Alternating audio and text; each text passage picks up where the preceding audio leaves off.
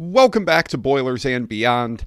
I'm Jordan Jones, back here today as Purdue completes another week of Big Ten play. 6 games down, 14 to go in conference play. Purdue split the week, falling 88-72 at Nebraska before rebounding with a 95-78 win over Penn State on Saturday. Going to talk about both those games here with some takeaways, some observations, as we continue to look ahead to what's next for Purdue. A big rivalry game coming up. Is the Big Ten in danger for Purdue? We're going to talk about it all here today, as well as answer some of your questions. Want to thank everyone who sent those in. Got a couple of really good ones DM'd to me, a couple of good ones tweeted in. As always, I appreciate you guys. You can follow the show on Twitter at Boilers Beyond. You can send in questions there, DM, tweet them to me, or email them to me, boilersandbeyondpod@gmail.com. And be sure to subscribe wherever you get your podcasts.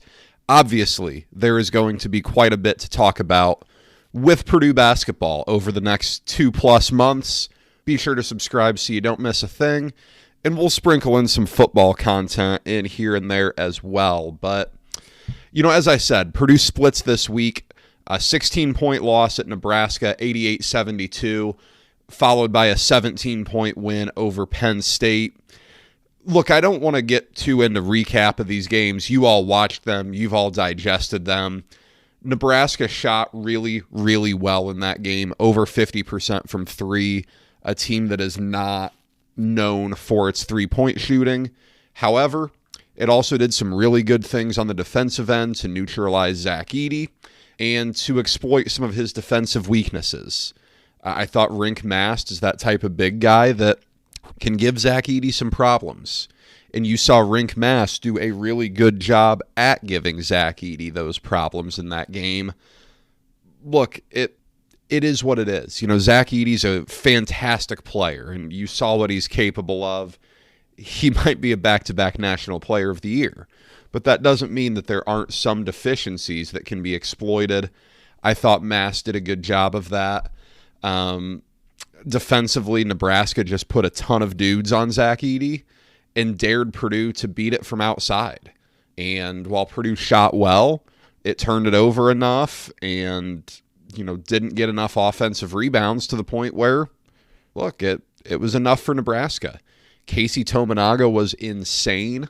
Hits 5 threes, a couple of which were just, I couldn't believe they went in. I don't know what more Purdue could have done. It was just one of those nights for Nebraska. Purdue turned it over too much. It was a really bad omen when Purdue started that game by throwing the ball out of bounds about 3 seconds in. I don't know what was going on there. I don't know what was supposed to happen, but clearly Braden Smith throwing the ball behind Lance Jones, who wasn't even looking, was not it. Matt Painter knows it. The players know it. The media members who cover the program know it. It's the turnovers. That is Purdue's biggest existential crisis this year, because Purdue can't get an offensive rebound off turnovers, and Purdue cannot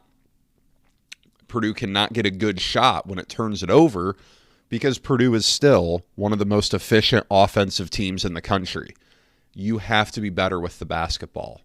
Purdue knows it. We'll see if Purdue can do it. Purdue bounced back, though, dominating Penn State. Yes, the game was a 17-point game when it went final. It's hard to really evaluate this one off of the final score because it was over so quickly. The game was 8-8, and then Purdue rips off a 27-2 run, I believe it was. And at that point, it was over. The game was just over. Purdue had blown Penn State out at that point. Anything that happened from there on out was almost garbage time. If we're being honest here, Purdue was unreal on offense in that game. Let me pull up points per possession because it had to be insane.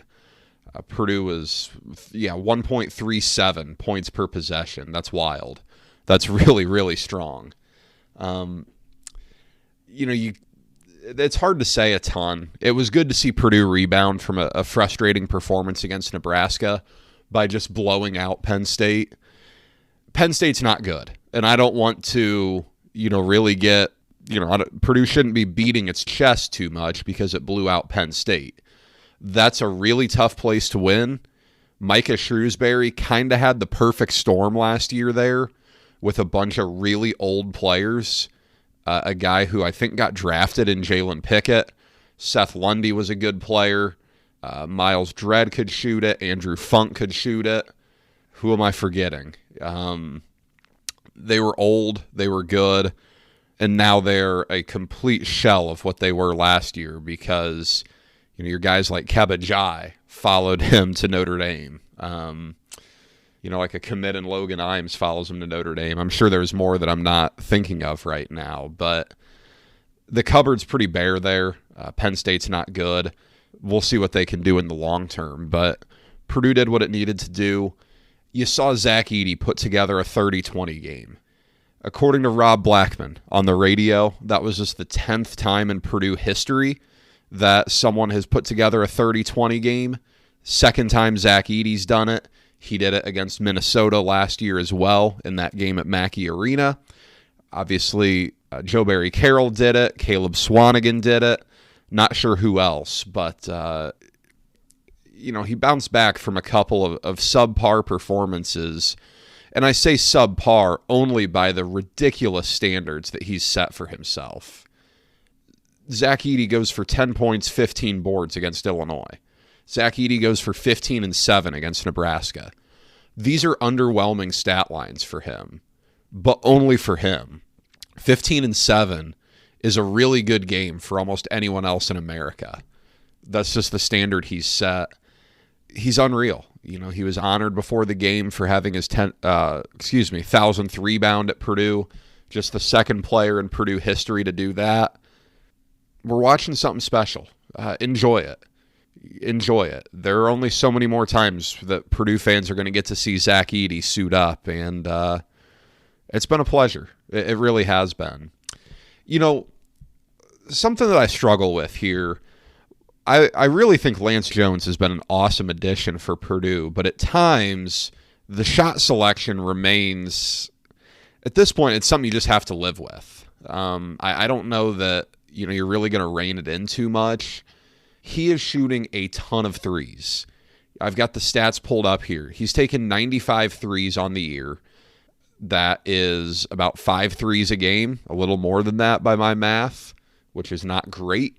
But comparing that, he's taken 95. That's 19 more than Fletcher Lawyer, who's at 76, and that is 39 more than Braden Smith, who's taken 56. Lance Jones is shooting 32.6% from three. He has a knack for hitting them at really big times, at really opportune moments, but there are a lot of shots that just aren't, the timing isn't great, they feel forced at times, but you got to live with it. It's a double-edged sword because he's fearless. He's willing to take those shots at any time. And that's a good attribute to have as it relates to this year's team. That's not necessarily something Purdue had last year, as we saw transpire at the end of the season. But, there's good and bad with that. You got to take the good with the bad, but it's worth noting just that's kind of part of the experience here. It is very predictable that we're to the point where there's an outrage towards Fletcher Lawyer and Ethan Morton after every game. I'm not exactly surprised, but can we calm this down a little bit? I agree that Camden Heide has been excellent for Purdue this year. He has been everything Purdue could have hoped for as a redshirt freshman who didn't play a lot last year. He's given you 12 minutes a game, shooting 55% from three. Granted, low volume. He doesn't turn the ball over. He is solid on defense. He does everything you could ask for. But you don't have to take that and say, Fletcher Lawyer and Ethan Morton are terrible. Fletcher Lawyer is scoring 11 a game for you, 41% from three, 90% at the foul line. He's been really good for you. He had 27 points each in 2 of your biggest games of the year against Tennessee and Arizona. I I don't know what to tell you. He's not the most athletic player. He never will be. You live with that.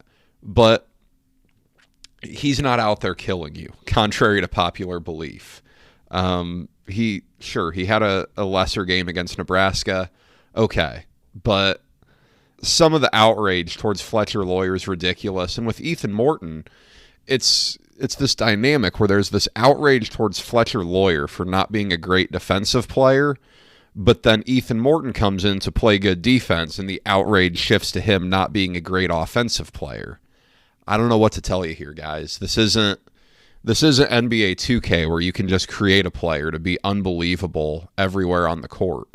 You got to do what you can with what you have. And you saw some really good stuff from Ethan Morton in that Penn State game. He was great guarding Kanye Clary, a really tough guy to guard. He was scoring over 20 points a game in Big Ten play coming in. Had 16 on 16 shots, so you'll take that. He's a good defender. He doesn't hurt you. He doesn't turn the ball over much. He doesn't take bad shots. He moves the ball really well, and he knows exactly where to be. There are worse things to have in like a 9th or 10th man, I guess a 9th man really, than what Ethan Morton's giving you. The outrage is just, it's predictable. This is part of what, we all knew was going to come with a season where Purdue has expectations through the moon. But, man, can we at least calm down a little bit? If there's one thing we learned from college basketball this week, it is really hard to win on the road. And that's always been true. It does feel like it's getting more true now than ever. You saw this week, number 1 Purdue loses on the road. Number 2 Houston loses twice on the road. Number 3 Kansas loses on the road to UCF. Number 5 Tennessee loses on the road to Mississippi State. Almost loses on the road to Georgia. And we're talking about basketball here. That's not so impressive. Number 6 Kentucky.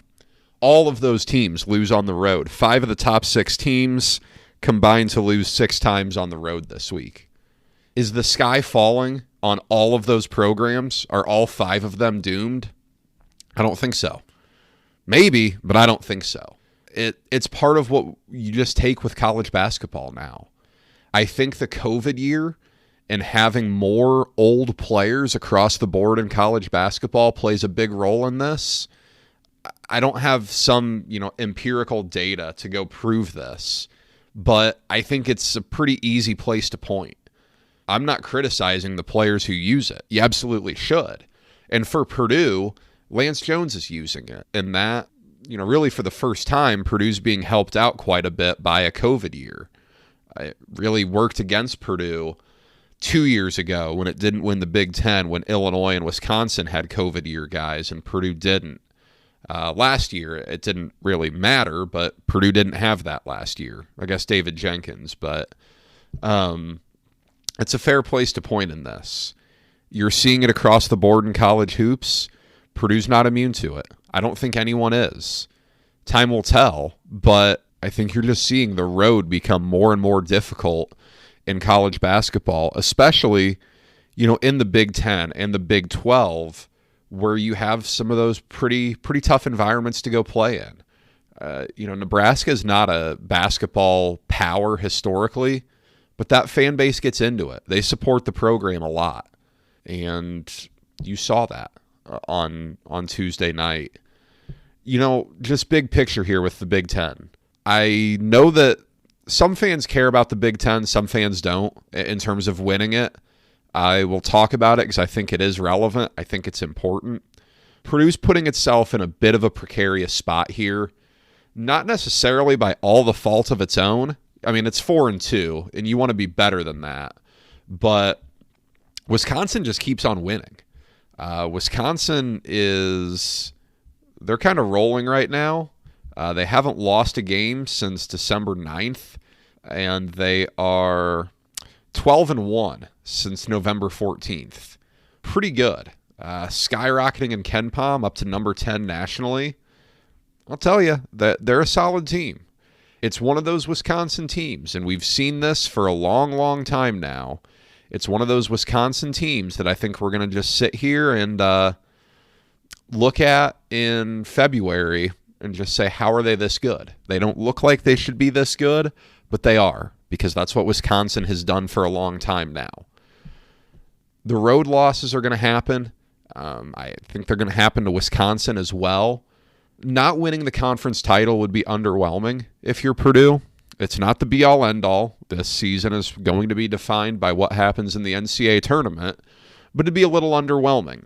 Once you hit about 4 losses, everything is out of your control. If Wisconsin wins the league at 18-2, you tip your cap to them. Do I see that happening? No. Ken Pom, as of now, has the league as a 3-way tie between Purdue, Illinois, and Wisconsin.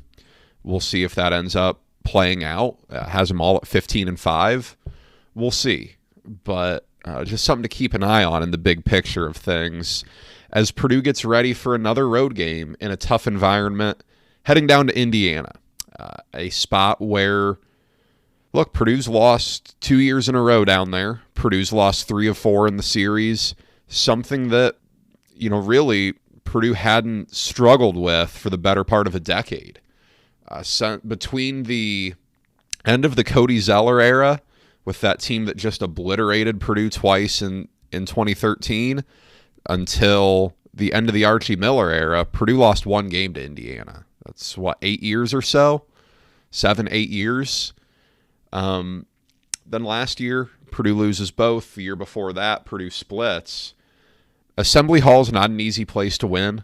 Indiana is a drastically different team at home than it is on the road.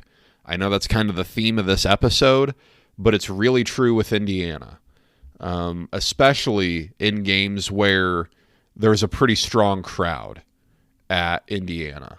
That looks different from game to game, as it does with everywhere for the most part. Like Indiana struggled a little bit with Morehead State and Florida Gulf Coast and Army, but that's a different environment than what you saw when Indiana almost beat Kansas, and on a Saturday night when Indiana comes back to beat Ohio State. That's what IU's capable of in that building. It's going to be a rocking environment. It always is. This is going to be a good test of Purdue's composure. I don't think Purdue has always handled itself with the most composure.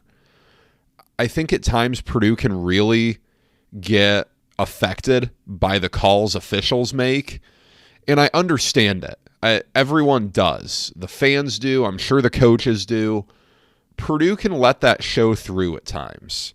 There was a play yesterday against Penn State where Fletcher Lawyer hits a bucket, hits a layup in transition, and turns to the official, and you see Matt Painter just yelling at him and pointing to get back on defense. He's not the only one. I don't say that to single out Fletcher Lawyer. It's just an example that comes to mind. Purdue can't let officiating get to it. Obviously, Indiana students and the environment will be really loud. Purdue's got to take care of the basketball. It's not a place where Purdue has historically shot the ball great, but Purdue's a really good three-point shooting team right now. Purdue's shooting 39.8% from 3. That's great. That's fantastic. So, we'll see. Purdue needs this one, though. If you're at 4-3 in Big Ten play, I hate to be the one to tell you, but I don't think you're going to win a Big Ten title. I think you're really far behind the 8 ball at that point.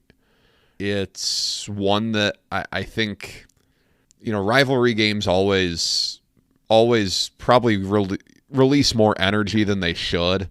It's just one game in the scheme of things. But losing a third straight down there would really be disappointing for Purdue fans and for the team itself. Last year Purdue did not play well against Indiana down there. It turned the ball over a ton, and then it just got, railroaded by Jalen Hood-Schifino from 17 feet out in the game at Mackey. You live with it. But this is a big one. An interesting matchup. Indiana does not shoot many threes at all. In recent games, it's not like it's been as bad from three-point range as it was early on. Indiana's shooting, just under 34% from three as a team right now. That's not abysmal.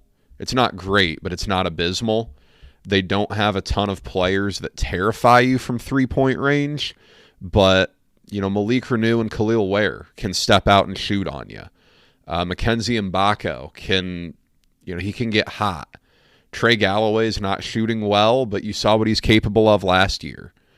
CJ Gunn's kind of had more of a reputation from three than he's lived up to so far, but anything can happen. It's going to be interesting to see because Purdue needs this one badly.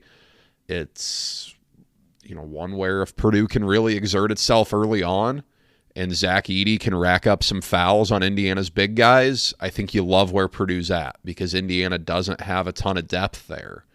Indiana's very starting five dependent. We'll see.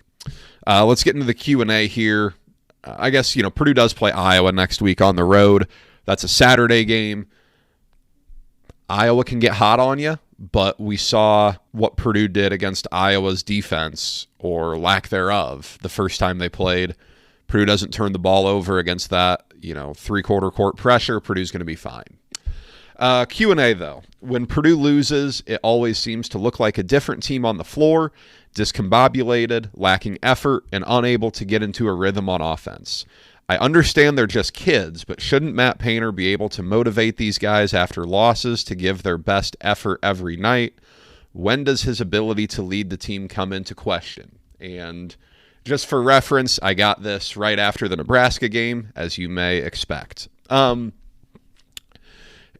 think the majority of these optics come from Purdue turning the ball over too much.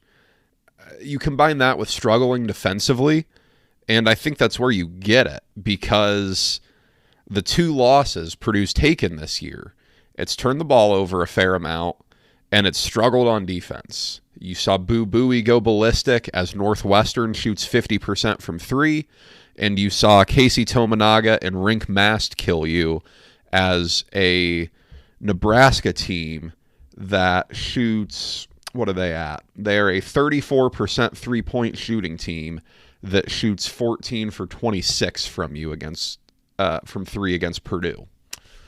I think that's where it comes from. I agree. Purdue does look like it's a little discombobulated, does look like it's not in a rhythm, but it's hard to get into a rhythm when you're turning the ball over a lot. The lacking effort part, I don't like saying that because I don't think it's fair. I don't think Purdue came out incredibly sharp against Nebraska. Maybe it didn't come out as dialed in as it needed to. I don't think that was the problem against Northwestern because Purdue got up big pretty quick. Maybe not big, but Purdue got off to a good start. I don't think motivation's the problem because it's not like it's a night in, night out problem. It's not like it's something that Purdue struggles with frequently. Purdue was up, 24-4 on Illinois, 20-4. Purdue was up 34-12 on Penn State. I don't think motivation's a problem. I think Purdue's a pretty mature group. I think Purdue's pretty dialed in. This team knows what it has to deal with, and I think that could be part of it when Purdue starts to struggle in games, is that Purdue kind of knows how much pressure is on it, how much is on the line this season. That certainly could be part of it, but I don't think Matt Painter's ability to motivate the team is in question at all. Could the weather issues in the Midwest have caused Purdue to come out flat against Nebraska? Sure. I don't know. I wasn't in Nebraska. It sounded like the weather was bad. I don't know. I don't have a great answer there. Those 9 p.m. games on the road are a bit of a landmine. You got to watch out for those. You really do, because you get into a bad start like that, and it's really hard to climb out. It's not easy. On the same note, is it time to press the panic button on the season? No. With the production that Purdue is getting out of Mason Gillis, is it time that Matt Painter gives him the starting 4 spot and has Trey Kaufman-Renn spell Zach Edey. The questioner notes that Caleb First's mind seems elsewhere. Look, I'm not a fan of switching up the lineup for the sake of switching up the lineup. That's not something I'm huge on. I don't think it has some huge, great impact. I will agree that, Mason Gillis has been great for Purdue recently, but Trey Kaufman-Renn has had a really nice sophomore year too. One thing that Purdue has been very good at this year is being flexible in game. Whoever the hot hand is getting the minutes for Purdue. With that being the way things go, is it of the utmost importance that Purdue switches the starting lineup? I don't know. Like, you've seen games where Trey Kaufman-Renn, like the Alabama game, he played like 9-10 minutes. It wasn't his game. It wasn't a good matchup for him. So Gillis and Caleb First play more. Purdue's been flexible with that, so I don't know that I think it matters. Offensively, it has been a pretty disappointing year for Caleb First. He has not taken a massive step forward really since his freshman year on offense. He's done some really good things defensively. He has done quite a bit to get better at guarding on the perimeter, get quicker, be able to guard more players, and he's been a really nice piece on defense for Purdue. But yeah, he hasn't shot the ball particularly well, just 2 for 9 from 3 on the year. He's not a great free throw shooter, just 63%. Hasn't been a great year for him offensively, but he's still going to play because he can do stuff defensively, and you kind of have to have a fourth guy out there most of the time. We'll see, though. We'll see how much he plays moving forward because Trey Kaufman-Renn and Mason Gillis have been so good for you. Let's see. Let me make sure I didn't miss any questions here. Let's see.